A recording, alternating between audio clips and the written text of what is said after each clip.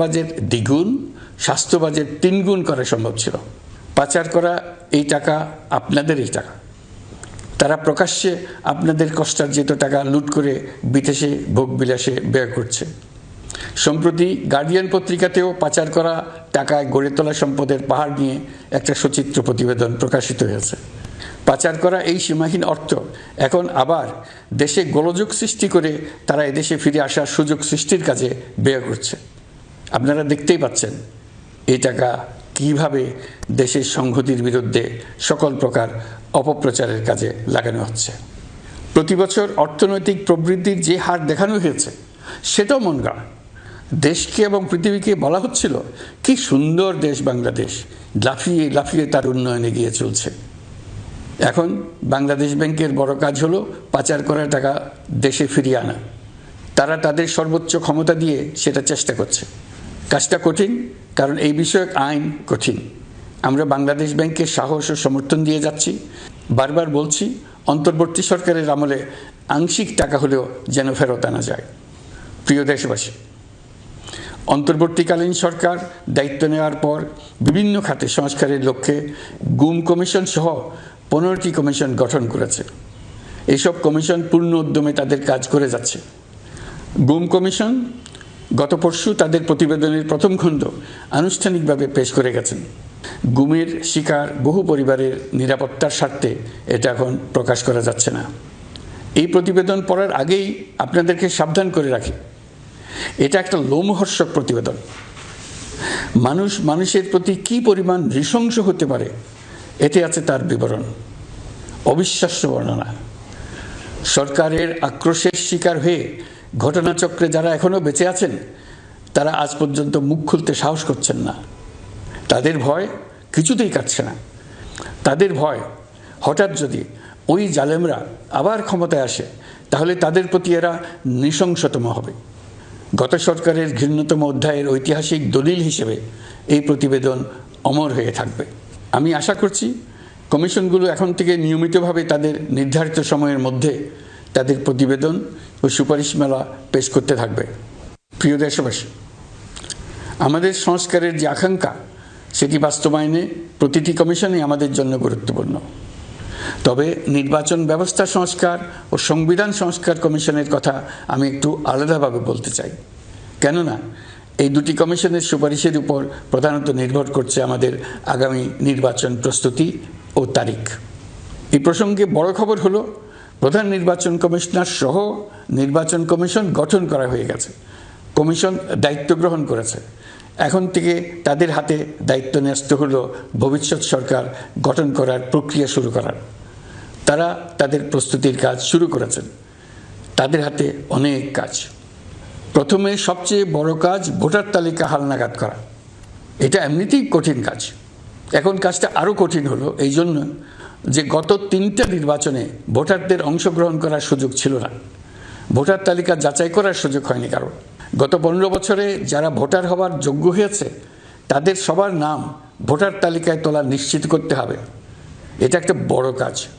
ছাত্র জনতার অভ্যুত্থানের পর এখানে গলদ রাখার কোনো সুযোগ নেই। দীর্ঘদিন পর এবার বহু তরুণ তরুণী জীবনে প্রথমবারের মতো ভোট দেবে। অতীতে তাদেরকে সে অধিকার এবং আনন্দ থেকে বঞ্চিত করা হয়েছে। তাই এবারের নির্বাচনে তাদের ভোটদান একটি স্মরণীয় ঘটনা হয়ে থাকবে। এই অভিজ্ঞতাকে মসৃণ করার সমস্ত আয়োজন করতে হবে। আমার একান্ত ইচ্ছা এবারের নির্বাচনে প্রথমবারের তরুণ তরুণী ভোটাররা শতকরা 100 ভাগের কাছাকাছি সংখ্যায় ভোট দিয়ে একটি ঐতিহ্য সৃষ্টি করুক। নির্বাচন কমিশন এবং সকল সামাজিক প্রতিষ্ঠান ও রাজনৈতিক দলের প্রতি আমার আহ্বান, সবাই মিলে আমরা যেন ওই লক্ষ্য অর্জনে নানা প্রকার সৃজনশীল কর্মসূচি গ্রহণ করি।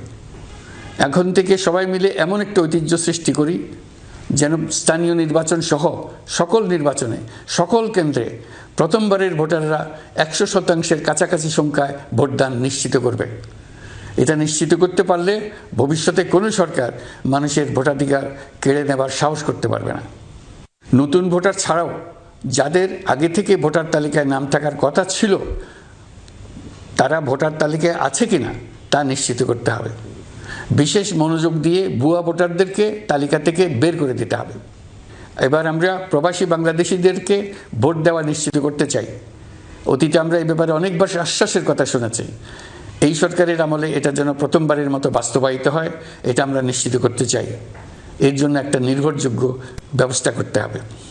সব কিছুই সমসাপেক্ষ ব্যাপার। এর সঙ্গে যদি আমরা নির্বাচন প্রক্রিয়া আরও উন্নত করতে চাই, নির্বাচন সংস্কার কমিশনের সুপারিশমালা বাস্তবায়ন করতে চাই, তাহলে প্রয়োজনীয় সংস্কারের বিস্তৃতি ও গভীরতা অনুসারে নির্বাচন কমিশনকে সময় দিতে হবে। আমি সকল প্রধান সংস্কারগুলো সম্পন্ন করে নির্বাচন আয়োজন করার ব্যাপারে বরাবর আপনাদের কাছে আবেদন জানিয়ে এসেছি। তবে রাজনৈতিক ঐকমত্যের কারণে আমাদেরকে আবার বলছি, যদি অল্প কিছু সংস্কার করে ভোটার তালিকা নির্ভুলভাবে তৈরি করার ভিত্তিতে নির্বাচন সম্পন্ন করতে হয়, তাহলে 2025 সালের শেষের দিকে নির্বাচন অনুষ্ঠান হয়তো সম্ভব হবে। আর যদি এর সঙ্গে নির্বাচন প্রক্রিয়া এবং নির্বাচন সংস্কার কমিশনের সুপারিশের পরিপ্রেক্ষিতে এবং জাতীয় ঐকমত্যের ভিত্তিতে প্রত্যাশিত মাত্রার সংস্কার যোগ করি, তাহলে অন্তত আরও 6 মাস অতিরিক্ত সময় লাগতে পারে। মোটা দাগে বলা যায় 2025 সালের শেষ দিক থেকে 2026 সালের প্রথমার্ধের মধ্যে নির্বাচনের সময় নির্ধারণ করা যায়। প্রিয় দেশবাসী, যে কোনো সংস্কারের কাজে হাত দিতে গেলে রাজনৈতিক ঐকমত্যের প্রয়োজন। এই ঐকমত্যে পৌঁছানোর প্রক্রিয়া কি হবে? অন্তর্বর্তীকালীন সরকার এইভাবে অগ্রসর হবার প্রস্তুতি নিচ্ছে। অন্তর্বর্তীকালীন সরকার প্রথম পর্যায়ে 6টি সংস্কার কমিশন গঠন করেছে। তারা শীঘ্রই চূড়ান্ত প্রতিবেদন পেশ করবে বলে আশা করি। আমরা এই 6 কমিশনের চেয়ারম্যানদের নিয়ে একটি জাতীয় ঐকমত্য গঠন কমিশন প্রতিষ্ঠা করার দিকে অগ্রসর হচ্ছি। এর কাজ হবে রাজনৈতিক দল সহ সকল পক্ষের সঙ্গে মতামত বিনিময় করে যে সমস্ত বিষয়ে ঐকমত্য স্থাপন হবে সেগুলো চিহ্নিত করা এবং বাস্তবায়নের জন্য সুপারিশ করা।